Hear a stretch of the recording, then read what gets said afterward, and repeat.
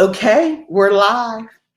Hey, it's Tina Brinkley Potts, and today I have Reverend Dr. Brooke Brimm with me.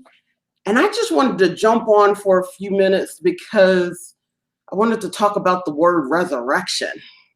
Um, Most people, if you go to church on Easter Sunday, you almost are guaranteed to hear a sermon about resurrection. So, Brooke, tell us a little bit about you before we start. I am Reverend Dr. Brooke Graham. I'm a women's metaphysical practitioner. So my work surrounds self-discovery and reconnection with wisdom. So I mostly teach women to discover who they are and to reconnect with their inner being. And we do it all within the bounds of metaphysical learning, teaching, joy. So that's who I am. I'm also a certified yoga instructor and a plant-based chef. Absolutely. And you use all of that in your ministry, right? I do, because I call myself the minister of mind, body, and spirit, because a lot of times when people say, well, what is a metaphysical practitioner?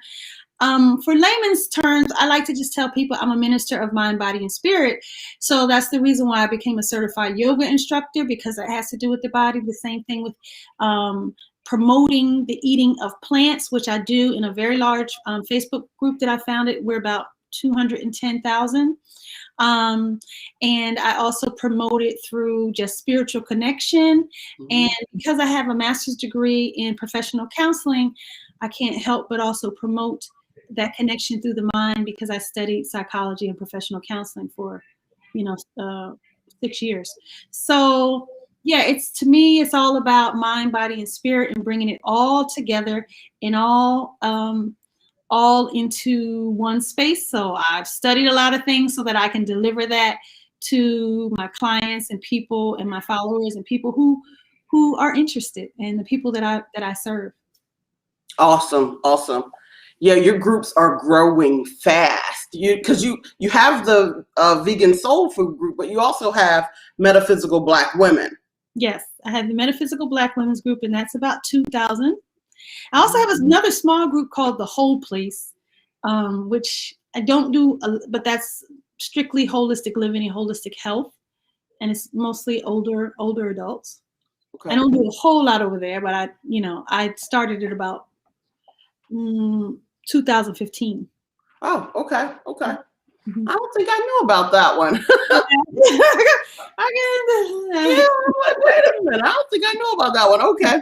So, Brooke, tell me, what does resurrection mean to you? Well, resurrection means to me, firstly, before I even talk about resurrection, I like to think about, what died.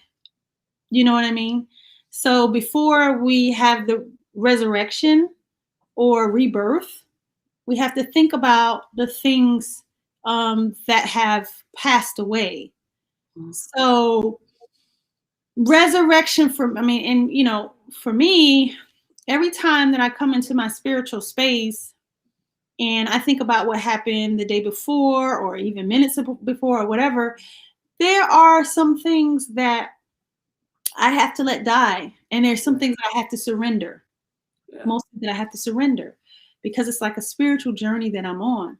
And when I find that I surrender to things that don't serve me, or the things that have been niggling at me, or the things that I've been rehearsing, or the energy that I've been putting on things, when I let go of what I don't need, when I get into that space of surrender or letting things die, then there's a resurrection and a rebirth of what was already there. What was already there that I had been blocking out, forgetting about, taking my attention off of. So when I let things die and I surrender, then I'm able to find a rebirth of what was already there. My prosperity, my happiness, my joy, my freedom, my expansion was already there. But, we get caught up in all the things of life, and we forget that all of those things are there. We came here to be joyous, expansive, and free, and happy, and prosperous, and all of that. And so we kind of have to, whenever we remind ourselves that we were made in the image and likeness of God, that's a new resurrection of, we're kind of resurrecting the remembrance of who we are and what's been already made for us and given to us and here for us. I didn't realize we have a similar version of it, because I think the same thing. I believe we resurrect every single day. Like, one of my favorite affirmations that I teach my clients is, behold, I make all things new. So no matter what's going on today, I can go to sleep, I can take my mind off it, I can do all of these things, and then I can make it brand new again. Like, if you're trying to keep it spicy in your relationship, you can make it brand new again. Mm-hmm. But most of the time, we keep reliving things, right? Like, and like you were saying, not letting go of it, that you are holding on to it. So you never really cross the threshold of resurrecting. A lot of times, if we get into this space of staying focused on the physical and on the ego, what we love to resurrect is some bull jive. We'll resurrect something from 20 years ago, some unforgiveness. We'll resurrect, some resentment. We'll resurrect some old habits. We'll just keep bringing that up. You know what I mean?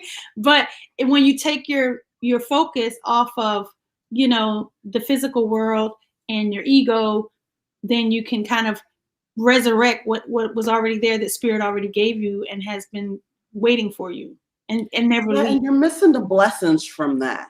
Mm-hmm. Whether we talk about it from a metaphysical point or from a universal principle point, there's the law of polarity. If you constantly are bringing up that thing that was bad, you are missing the blessing from it.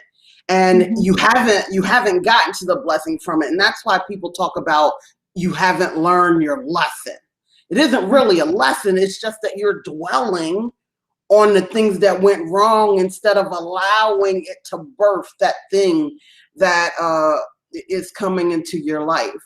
Brooke, do you think that because of the way some religions were taught, and not necessarily any religion in particular, but the way that some religions were taught, that a lot of people don't understand that it is a daily journey instead of waiting for something to be blessed upon you, that you can resurrect it and change it almost moment to moment?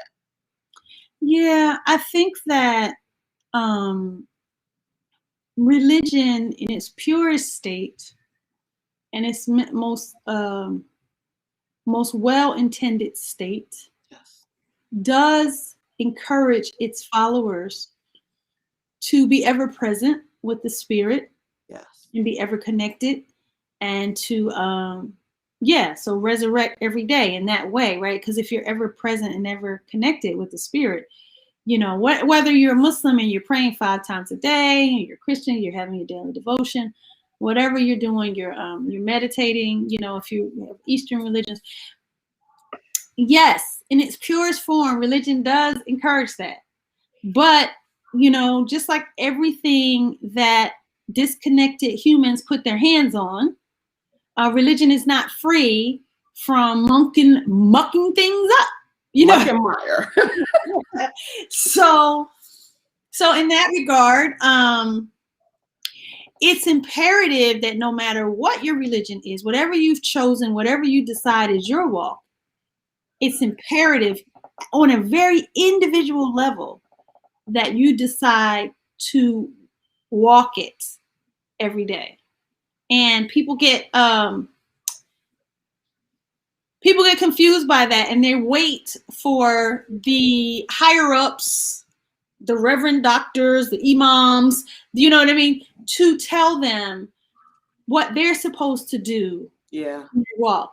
But really, truly, and this is what I really try to teach the women that I work with, is that yes, I can help you gain clarity. So washing away, clearing away the things that are in your way, but your journey and your truth will lead you where you need to go.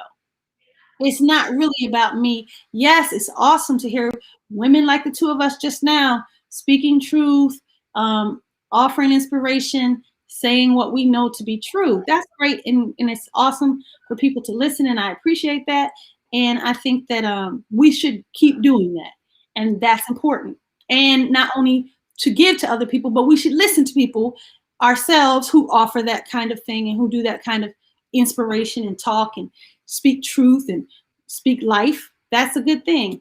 But each individual has to decide in their present moment, what is a resurrection for them?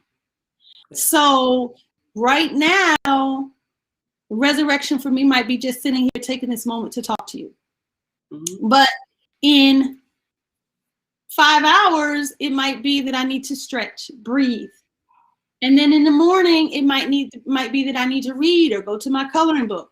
It might need to be I sit on my deck and listen to the birds. You know, it's about being present with yourself and allowing that inner guidance to shine through. That doesn't mean don't listen to your ministers and your priests and your imams and all of that. Yes, that's wonderful. But at the end of the day, actually, that's what I wrote on my Instagram yesterday and shared it in the Metaphysical Black Women's group today. At the end of the day, you hold the key and you have the answers. Yeah. Yes. There's that DMX is having, some issues, right? That he's in critical condition or whatever his state is right now. And they've been showing a clip where he was praying.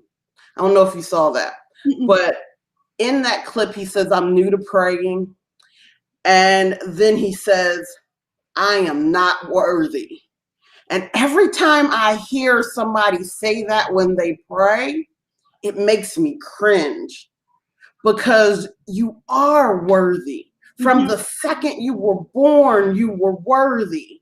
Right. And that disconnection is part of, the issue of why a lot of people aren't healing, is because they believe that they are not worthy. Like the thing, I remember saying this one time and it was like somebody was really hot with me that day. I'll never forget it.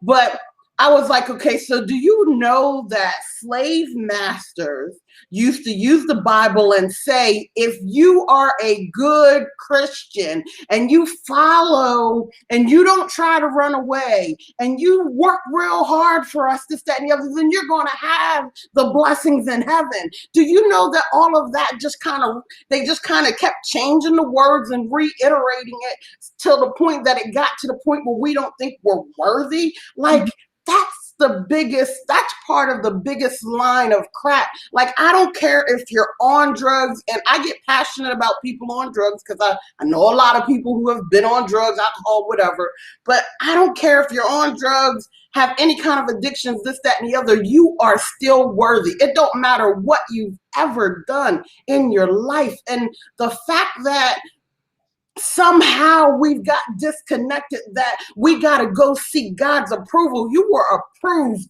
the second that you were born. You were co-signed. You were financed. You were all of that. The problem is that we learned all of these things that people taught us and wanted to pass down from generation to generation to the point that we don't think we're worthy. It's time to stand in your worthiness and understand that you get to resurrect and do that today. Not wait for somebody to give you permission. And that is so true. Okay. I know I'm going to get you worked up, but go ahead. This idea of worth right? I talk to my husband about this all the time, especially when we're dealing with people in business situations, right? And like, because I do productions and I hire models and I hire photographers, and we get on these sets and, you know, they're shooting and it feels like, you know what, high glamour or whatever. It feels like it's really, I'm in here now, I'm doing the thing, blah, blah, blah. It never fails that before we can get to the point where you're on set, some people don't make it because of worthiness. Like the client or me or the client may ask a person, we chose you, what would you, you know, we'd like to hire you, what's your rate, what are your parameters, you know, how can we work together? And I watch this over and over and over again. It becomes a matter of worthiness that people can't they can't say what they're worth, or they feel like you're cheating them, and they don't trust, and they deep in their heart don't believe you would choose them. Yeah. And it's all of this process that I watch in worthiness, and it's, to me, it's like it's a study that I do, and because I also have to do it for myself, because to be a Black person in America, no matter how much you feel like you've done the work in worthiness, you have to continue to do it every day, every second, every minute, because you're inundated with all kinds of media and I call them Black horror stories. Mm-hmm. You know, Black horror stories that come up in music and real life and everything that tell you that you're not worthy, that you're not, if you're not working for free, you're worthless, you know, and it goes on and on. So every little thing that I do okay, I'm going to give you an example. So I self-published a book a long time ago, 2011, right? And I didn't have any ISBN numbers. I just used Amazon. It was great. Just put them up there. I didn't even make it a hard copy. It's an ebook. Boom. But I did it. Yay. And then I wrote some more books, and it was time to buy an ISBN. I said, this time I want to buy an ISBN. I want to be a little more legit. I want to own it myself, whatever. So you go to the ISBN website, and they give you like one for maybe 150. And then you can get like 200 for like $500. Yeah. They really do that crap. Yep. Yeah. And so for me, it really was an exercise in my own self-worth to say, I'm going to spend the $500 on myself. Now, I did this back in 2017. Yeah. I'm going to spend the $500 on myself. But I recognized in my soul, and I rejoiced, that I was resurrecting a little bit of my worthiness. Mm-hmm. To say that, yes, I'm a writer. That future books are coming. Yes, that I'm going to write more books. Yes. Yes, that I deserve. Yeah. Yes, that I believe in myself and I deserve this. Yes, at the time, $500 felt like, you know, oh, I was spending on some things I don't even know. You know, I don't know what I'm going to do, but you know, it felt like it really was a work with my worthiness. But I went, and I'm proud to say that I went on and I said, I'm worth it. Mm-hmm. And you kind of have to, in your spirit, look out for those little struggles, because we may think, I did my I do my self-care, I do my spiritual self-care and all that. And you may, it's all good, but there's all kinds of forces constantly working. You know what I mean? Constantly telling you things. And you take that into your psyche and you start rehearsing it. So whenever those little challenges like that come about, am I worth it? I like to suggest to people to take the leap of faith. Because now I've written, you know, I have 5 books written. Right. And I got 2, 3, 4, 5 in the can. I'm just going to keep writing. You know what I mean?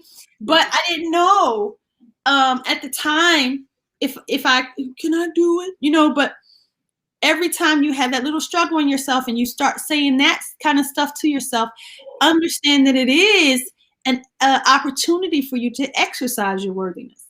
But at the same time, if you're praying to a God that you thinks that you're not worthy? Or how does it, I don't even, first of all, let me think about that. How does that even come across? God never said anywhere that we're not worthy. Nowhere. Right. But that is one of that's so interesting, because I cannot think of anywhere in our spiritual writings, any spiritual writings, where God has said we're not worthy. But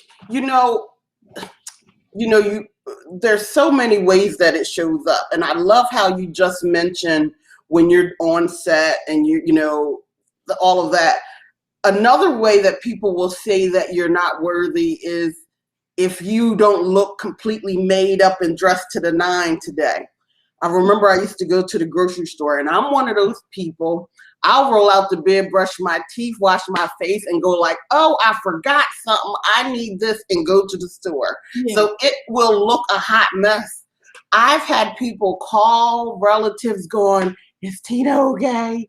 Because you know what I mean? I'll go in the store like that. And it was funny because, I've been shooting videos and stuff, hadn't done it in a long time. So I've had eyelashes on, the makeup, this, that, and the other. And I picked my grandkids up yesterday, but I was a hot mess. Hair was up in the bun. It wasn't neat, nothing, no makeup, just like now. And my granddaughter was like, my mom, why? And I was like, okay, I guess we get ready. So like half the ride back to my house, I'm sitting there going, okay, me putting makeup on has nothing to do with whether I'm worthy, whether I'm happy, nothing. Yeah. So I want to make sure don't let anybody hand you your worth, because every time they change what the standard of beauty is, then that means that you have to change whether or not you fit that standard. Like there's been so many things that people have to separate from their worthiness, all of that wrapped together. And this lie that you aren't worthy of, you give it to me anyway, God, you give me your love anyway, but I'm not worthy of it. Like whoever came up with that crap, up with it. It's an old puritanical thing, I believe. I don't get it. It's crazy, but it's God said you're made in His image. God said you are as God's. So where does the unworthiness come from? It's all part of, I also think it's part of the capitalistic system, where what is Beyonce's net worth? Well, she's a billionaire. What is Brooke's net worth? Well, she's a thousandaire. So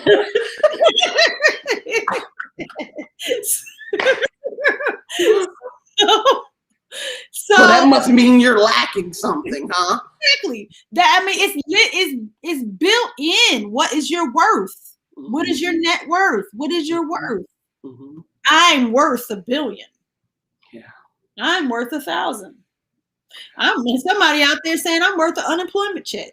You know what I mean? So we stratify worth. And then there's a church.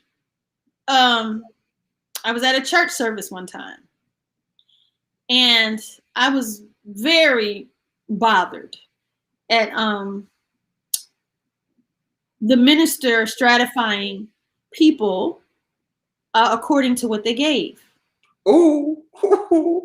So you asked for us to give, and every person gave, so I gave 500. And if I didn't get maybe I did. I don't know. It doesn't even matter. I was very bothered by this idea of people being stratified based on what they give. Yeah. And it doesn't matter, because if someone is attending this church and they have $10 extra, you ask for $10 for your cause and they give it to you, how does the person who gave $10,000, who really the 10,000 didn't even mean that, they have lots more money than that, why do they get the designation diamond And this other person gets the designation giver or thanks for whatever you had. You know, diamond, platinum, gold. Yeah, What? I had a problem with that. With my father and my uncle played for they went to a high school that was segregated, right? Mm-hmm. My father graduated from a high school after it wasn't segregated, but for most of like the first 3 years he went to a segregated high school. And you know, they played all of the sports, won all of the awards, had people looking at them, blah blah blah blah blah, right? And so the school ended up being a middle school in a district that they wanted to out close the door. They wanted to. I thought you were saying they wanted to out. You're like, No, out. no. Get out. They wanted to. They were commemorating the fact that this was a Black high school, right? Mm-hmm. And so they built this wall and they were supposed to be preserving all of this stuff. Well, the funny thing is everybody that ended up on the wall wasn't even people who went there. Wow. They were people who gave money. I was pissed, Brooke. At first I didn't know that it was, because I would have given money for I would have given money for everybody that I knew contributed something to that, right? Yeah. In their name, I would have done it. I didn't know. But when even when I brought the wall up, like, it's still a sore spot for me. I don't even know if they still using that school, but I brought it up like a month ago because I was like, that was some crazy nonsense. That was BS. Yeah. But you know, I want to go back though, because you were talking about. You're only acknowledged unless you have money. Yeah.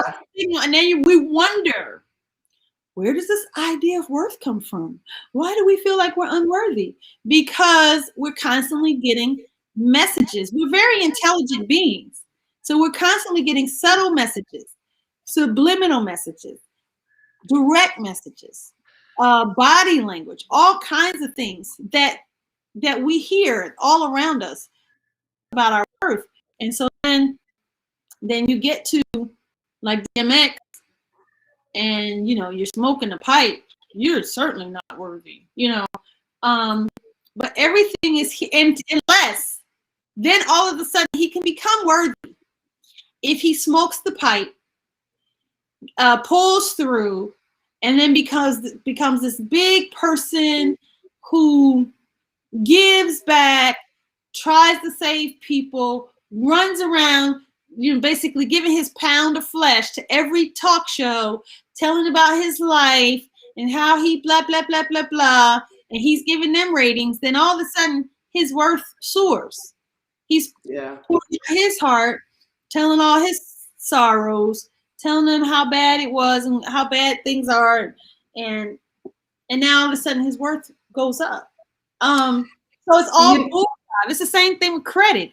I saw somebody, there was a meme that was going on around the internet a couple months ago saying how, first of all, credit scores just became a thing in 1990, which was a lie, because I remember getting credit in 88 and they did use a number because it was instant credit. That was new. Instant credit was new, and that was based on a score, right? Mm-hmm.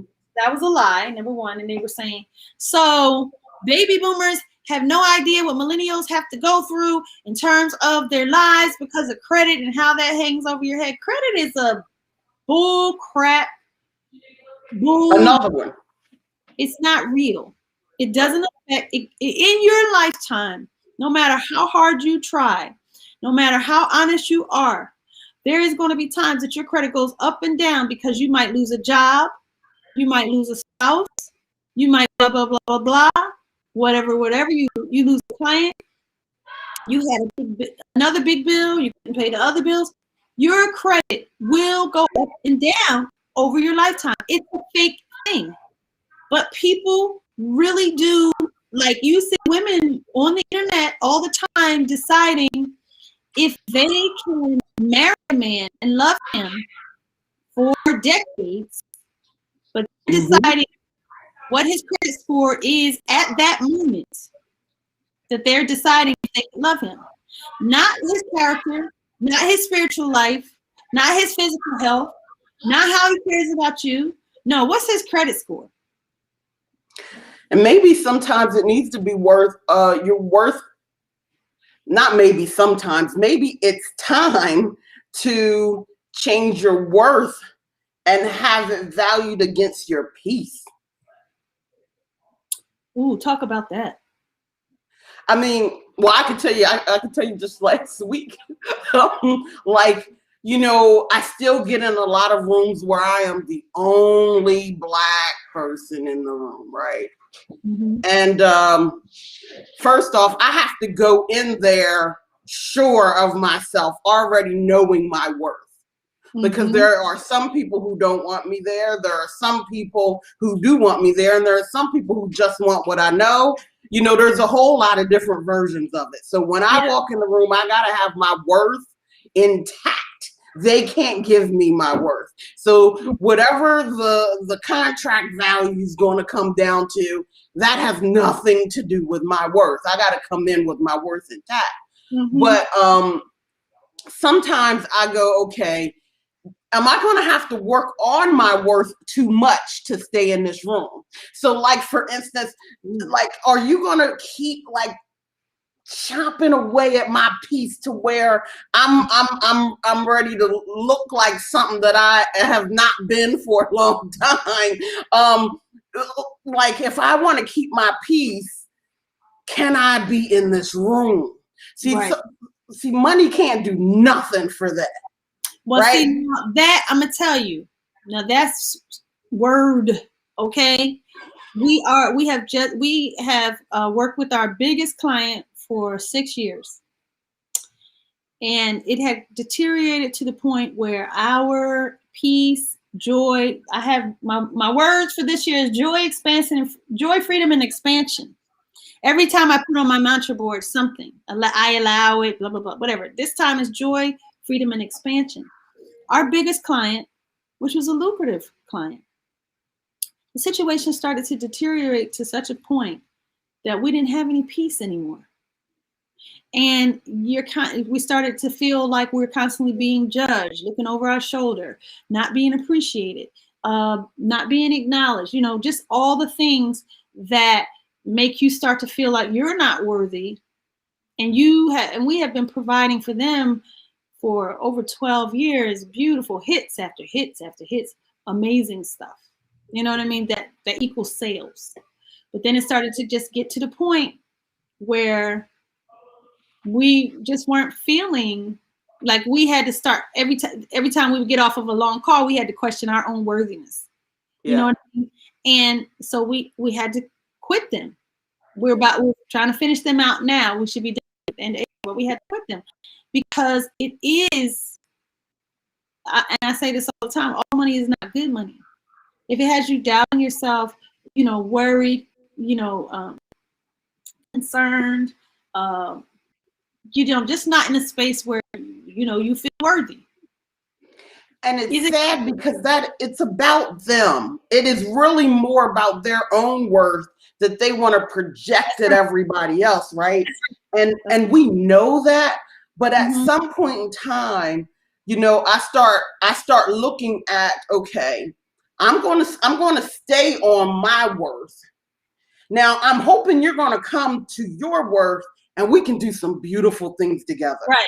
But if you think that you're going to pull my worth down to yours and I got to keep up leveling it every day, while you keep pulling, you can't be the only party who's in charge trying to making this work. You know, after a while, for your own health and your own self-worth and your own spiritual health or physical health, emotional health, you have to say, it's time for me to go to what is making me feel alive and passionate and joyous, expansive and free, you know, because it does affect, it does affect you. You know, if you get into partnerships and situations with people just because, and you know, I always like to tell people this, just because something worked at one time doesn't mean you have to keep resurrecting it. You know what I mean? And every day you become new if you choose to, right? Yeah, and so as you expand to this new thing, yeah, that might not be part of it anymore. We get into this thing, and I really do think a religion is part of this, where we feel like we have to be accommodating to situations or people that don't work anymore. Yeah. You know, we have to be nice. We have to appear nice. We have to appear accommodating. We have to go along to get along, even though it's not working for us. But a big part of your spiritual journey is evolution. And the way that you evolve is you understand that what might have worked here is now disintegrating, and it's time to go evolve to the next level. Yeah. So when a lot of times when we are evolving, this right here, this lower level starts to fall apart. Don't beat yourself up if this level starts to fall apart. Don't keep trying to pull it together. I can do it. I can do something to make it better. It's all my fault. Something I could do if I was just better, you know. And that's how a woman's work is dragged down considerably behind trying to resurrect something where she needs to evolve from. If I was just better, if I could do this better, if I could be that better, then he would be, and this would be, and everything. And no, sometimes it's just like, I have to evolve. And then if you decide to evolve with me, then we could keep this thing going. But if you decide to stay down there, that's where you at. And I got to keep going because our spiritual journey is one of evolution. Evolution. Keep evolving. And the way that we figure out it's time to move on to the next thing is that the thing you're at starts to not look as shiny as it did. Or it feels stagnant or dull or worse. If you stay too long, it starts to get worse. Yeah, sometimes I think we need to have a better relationship with our problems, because most people think your challenges and your problems, they get so lost in them, but there's such a blessing on the other side of that problem. And that problem normally is there because you're expanding to something, but you've been holding on to a belief, holding on to a pattern that you're not allowing in what you asked for. And so you're trying to stay back here when you've been asking to go there. So you got to start looking at, and it's always an internal battle. It might look like somebody else, and that somebody else or that something could have a name, it could have whatever, but it's still always you. And it's always you because you're holding on to something that really isn't of you anymore. It's not where you are. It's not that resurrected version that you've now want to be and claim to be, that you're trying to step into.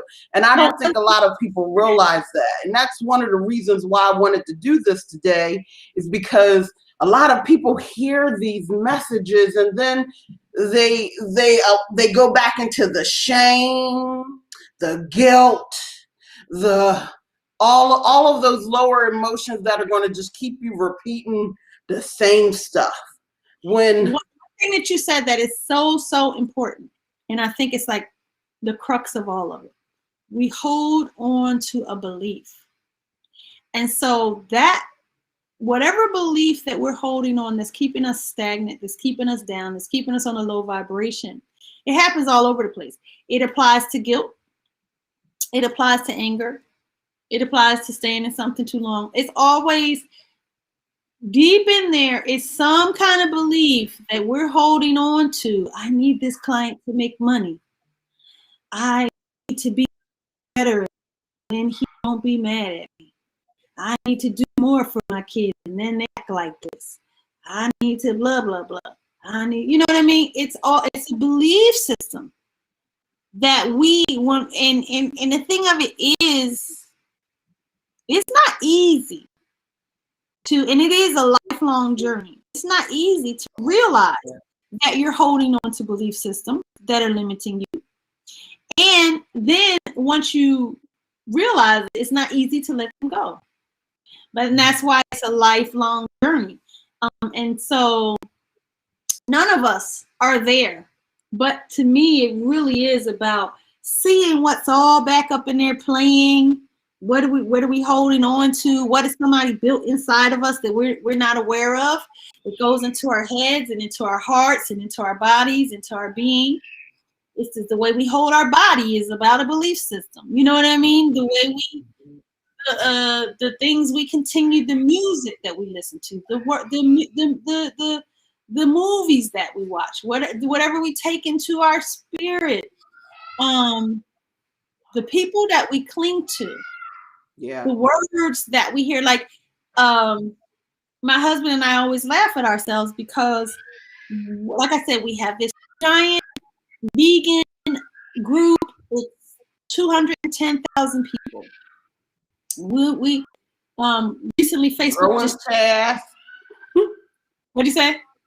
I said it's growing fast. It's growing. It keeps growing. But recently Facebook changed things so that, and our souls were crying out for this. They changed the way they moderated, right? And we've been less than 24 hours with the change, and it already feels lifted. But what we would notice is that, and I guess we had personalities that, had a proclivity for this or whatever, or maybe everybody's like this.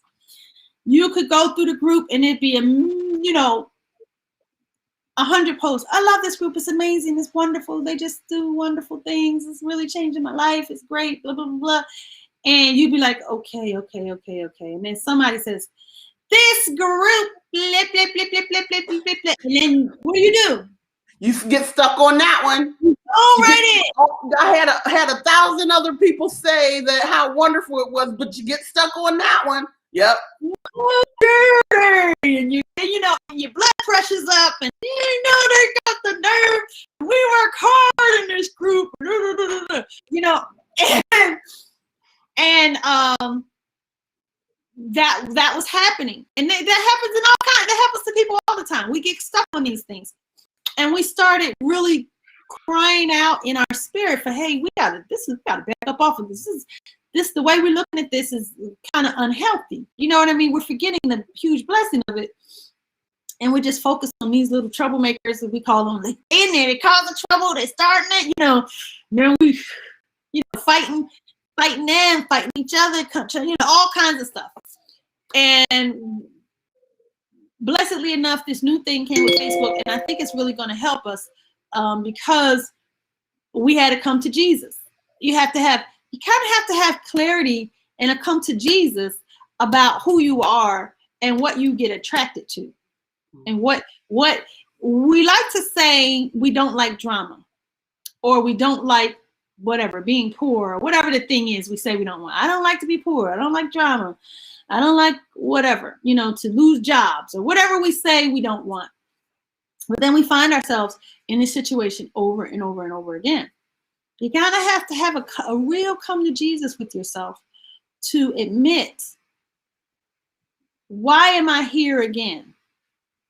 What am I, when I run into a negative post like that, I see a bunch of positive posts, I get no hormonal boost from that. I get nothing. It says Black people and people of color perish from lack of knowledge. The indoctrination of the belief system is more powerful than honoring their own ancestry. Okay. That's a belief system. I don't believe what you're saying, but that's your belief system, so I'm going to let you have it. All right. But what I was going to say is, you have to ask yourself, why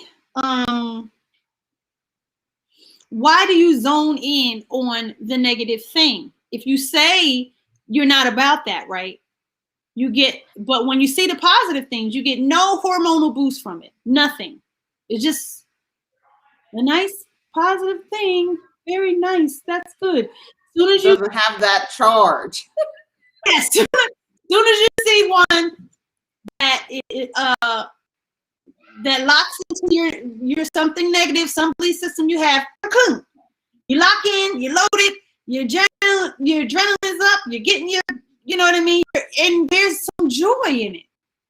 There's some kind of reward in getting into the negative, no matter what it is. Like some people, Like, we find it hard to believe, but some people kind of get the hormonal boost from having $5 in their bank account and having to scrap it up. I'm gonna tell you, I had nothing but $5. I was broke, but I scrapped it together, and they feel some kind of real hormonal boost from that, scraping it together.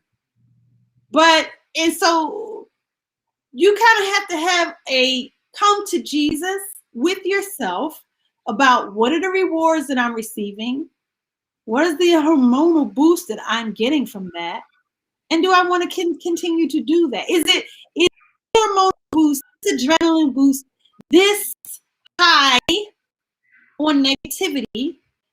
Is it more important to me than a nice, even belief system, discarding the garbage and just believing that God put everything here for me and it's all going to work out and I don't have to go down to my last and I don't have to, you know what I mean? It's a constant, and again, it's a constant study in work. That's from knowing your power. Mm-hmm. What you're saying is from knowing your power. And even if you don't know your power 24 hours a day, you got to at least know it a little bit to come to that. Yeah. See, most people don't know their power. Like at every step of the way, when you look at it, everywhere people are giving their power away, the validation of somebody else's opinion, because this one tells you what time you got to go to work. This one tells you what time you need to go to sleep. This one tells you if you can move today or if you can't move, and this, that, and the other. And see, my whole motto in life is no person, place, nor thing shall have power or dominion over me. Mm-hmm. And the second I realize that somebody has some power or dominion over me, I'm figuring out a way how we releasing this. Yeah. Period. End of story. So if I've been worried too much about what you think, and it is never about that person. It's always about me. Because to me, it's always about why are you giving this person, like you were just saying, you had 1,000 other comments. And it wasn't the one. And then it's like, well, okay, why am I allowing this one to have power over me? Like, I got a group of 200,000 people here. Yes. And here's one. Like, at the end of the day, keeping it in that perspective all day. Like, when you show up to do what you know that has been called through you to do, and you're showing up, there are people who are disconnected from that, so they're never going to understand it. They got their own stuff, so they're going to have their own version, and then it's almost like, okay, well, why are we taking on their version? I don't got to make your version right. I don't got to make your version wrong. It's just not mine. And then you got to go in there and see where it was built up, who put it there, and what makes you cling to it. Yeah. Where did it first come from? That, hey, you're not good enough. You did something wrong. Your intentions are not pure. And you're like, they are. I'm doing the best. I don't understand. Because people can say things all the time. But if it doesn't have a lock, it doesn't have a lock.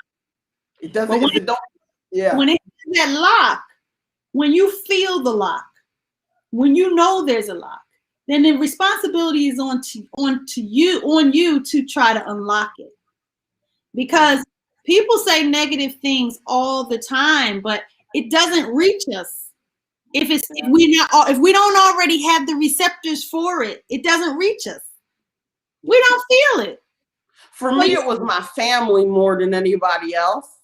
Mm-hmm. So, like, for instance, like, I've gotten so used to, okay, when I walk in this room, there's going to be at least one who's not going to want me there, right? I'm used to that. So that whole, what's that saying by Nina Simone where it says, when love isn't served, you gotta leave? I'm like, okay, well, if that was the case, I would never have gotten where I've been, because most of the tables I'm sitting at, nobody, they didn't want me there, right? So, Yeah. but I come in with my worth intact, so I'm not worried about whether they love me or not. Right.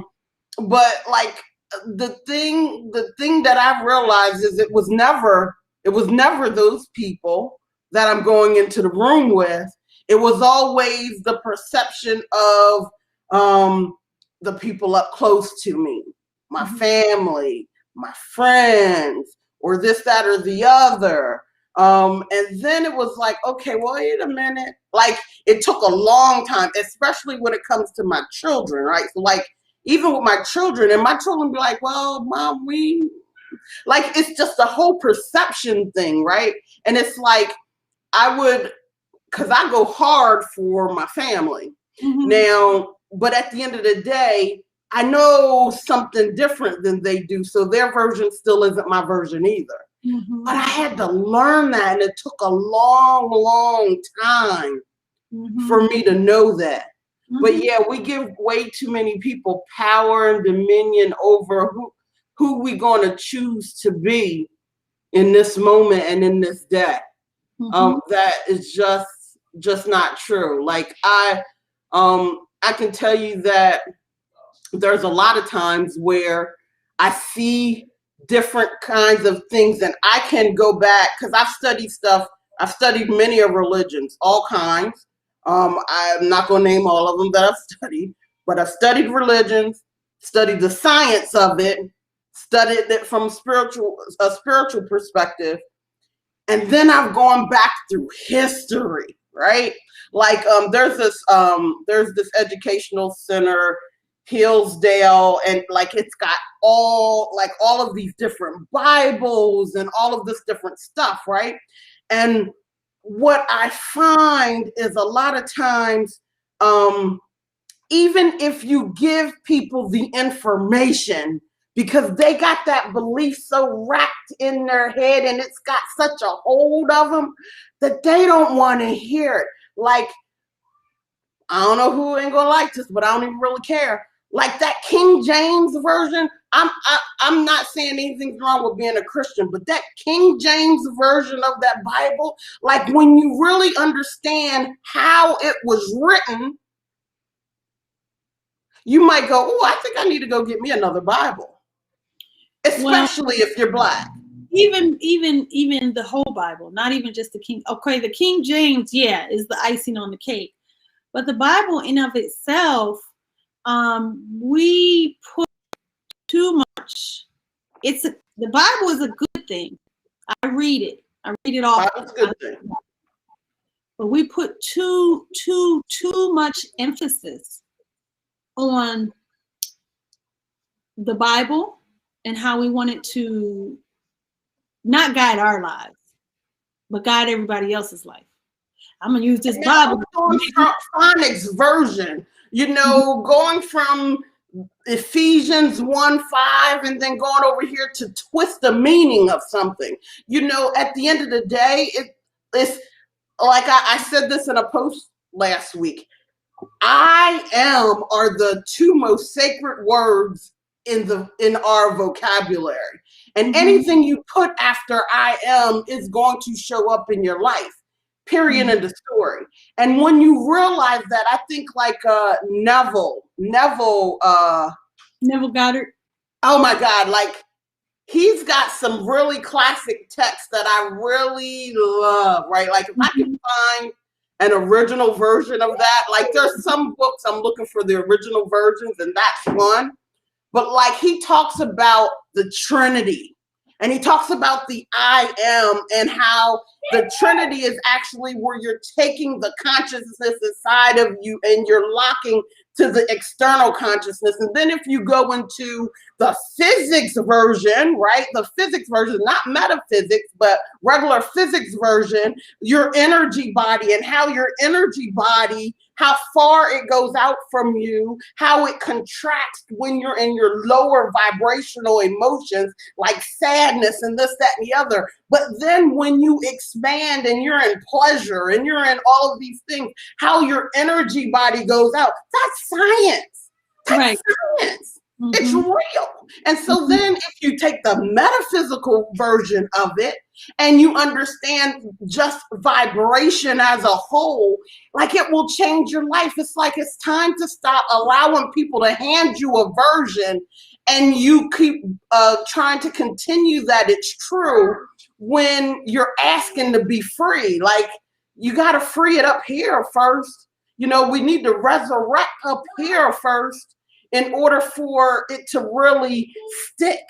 And I wrote a status the other day, don't get mad with me because I take the shackles off and I'm not putting them back on.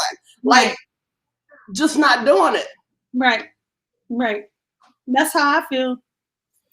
I feel the same way. I mean, yeah. I was looking at and we're not gonna stay much longer because I know you guys get cooking and stuff. I do. I have to get ready. So give me something juicy that we're gonna leave with. So let me I'm going to stop with the end because I could go on with stories and stories and stories and stories. Yes, we can. I'm just going to say that it's important to dig into, like, none of us are immune from coming to this world, becoming sponges, receiving messages about who we are, what our worth is, how we should be, how we should act, who we should respond to, who in certain ways, who we should ask for something from, who we should never give anything to. It goes on and on. We have learned that really from the age of 1 to 6 or 7. We gain so much knowledge about who we are, what other people are, how we should treat them, where we fall in line, what our money situation is, all these things. Hey, baby. Hey, little precious. Wow. These are gorgeous. And it is up to us to look through all of that was given to us, because some of us good and some of us bad. Look to all of that that's given to us and allow some things to die so that you can always resurrect this idea, this notion that we are made in the image and likeness of God. And how very powerful that is. Because if you are made in the image and likeness of the Creator and of the most powerful source in the universe, you have, now of course you are the carbon copy. You're not the actual. You know what I mean? You create along with your Creator. You are made in that image. You were made, and you create along with that. But still understand that's how powerful you are. How much your God DNA has to constantly be resurrected. And you need to look at your human DNA and see what needs to be laid to rest, what needs to be reconciled, healed, reconciled, and laid to rest, so that you can always remember your godly DNA. And that's what I feel about resurrection. Some things got to go so you can remember what's already here, what you came with. Yeah. What you're going with. You came with it, you're going with it, it'll always be there. Always be there. Mm-hmm. But you can choose what's going to go with you. Mm-hmm. You can choose if you're going to continue to repeat the same energetic patterns and keep blaming it on everybody else. Right. Like you can choose. And so, what are you going to choose in this moment and in this day? Mm-hmm. Like again, behold, we can make all things new. Mm-hmm. We can start right here and now. And it doesn't matter what happened up until this point. We're going to just own it. And then, because this is what I do with my clients, right? Like, mm-hmm. I go, hey, listen, we're going to own exactly what happened right up until this point. but we get to move forward from here. And how are we going to move forward? Are we going to move forward and carry the guilt, the shame? You are supposed to make mistakes. That's the only way you're going to figure this out. You're supposed to venture. For all of those that are sitting there and that are complaining about your mistakes, it's because they're afraid to make any of their own. Because if they were making the mistakes of their own, they wouldn't be screaming about yours. See, it's easy to sit back and to judge somebody else's life when you ain't doing a damn thing. So at the end of the day, when you take and decide, listen, I'm going to do this, whether I fall, whether I scrape my knees, whichever version, behold, you get to make all things new. And so that's it. You know, Brooke, you know, we always like doing this. So yes. I know you got to cook, and we would go on forever because we got a lot of stories. Yes, and I'm not going to cook that much. I'm just going to make some potatoes. But tell everybody where they can find you again. You can always find me on Instagram at Brooke Brimm. You can find me at brookebrim.com. You can find me at vegansoulfood.co and the Facebook group Vegan Soul Food and Instagram Vegan Soul Food. And yeah, that's where you'll find me. And yeah, thank you guys for listening, tuning in, and I will see you around the internet. brookebrim.com leads to all paths, I think. Awesome. And so I'm just going to I'll go around and I'll pin in the first comments all of those places that you can find Brooke. All right, Brooke, thanks for chopping it up with me about resurrection. See you later. Same to you. Then we're going to say a whole nother thing about Easter, why it's not the same time every year. But that's the whole nother thing. Why it's not the same date every year. But okay.